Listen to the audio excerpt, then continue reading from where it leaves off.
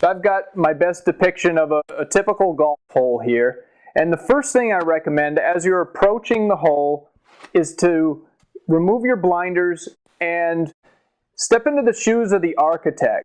As you can see on this hole, if we look around, we've got mountains in the background, we've got water down here in the foreground.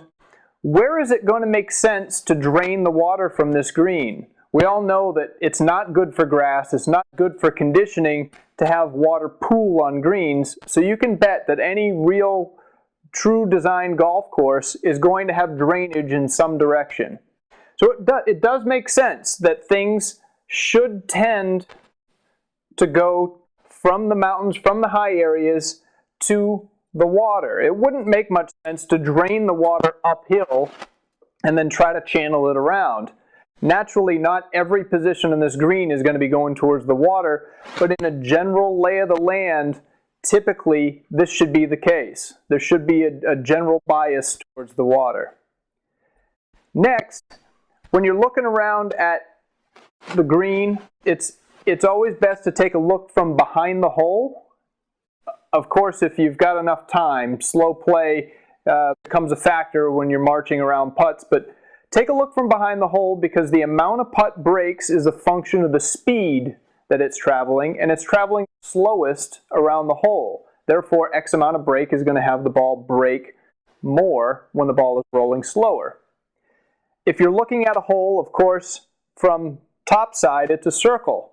But if you get down low, the lower you get, the more that hole becomes a slit or a line.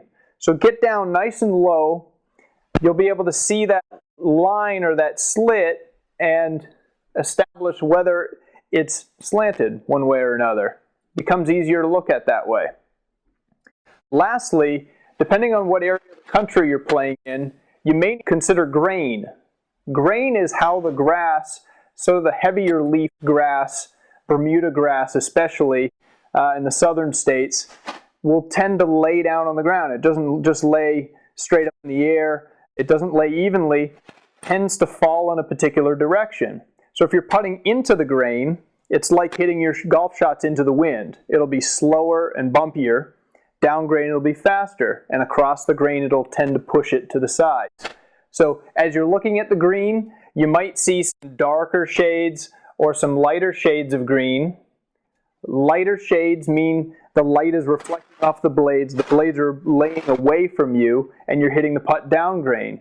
Dark color, dark shade, means into the grain, so those portions of the putts will be slower.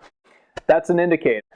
The best indicator, and usually overlooked, is right at the hole. Again, we're at the hole. We're looking down at the hole.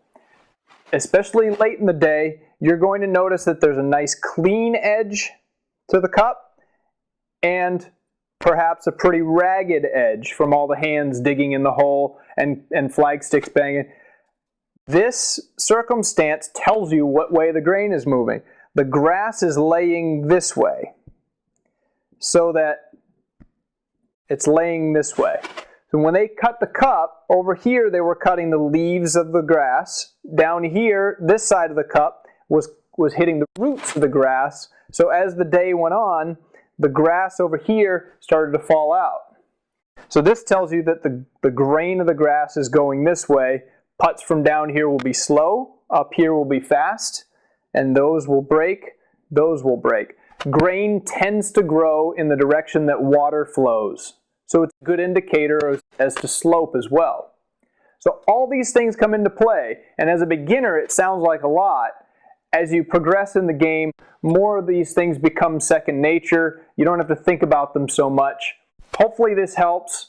These are some considerations that I look to when I'm reading greens. I hope this helps you with your game. If there's anything more, visit caseybourque.com.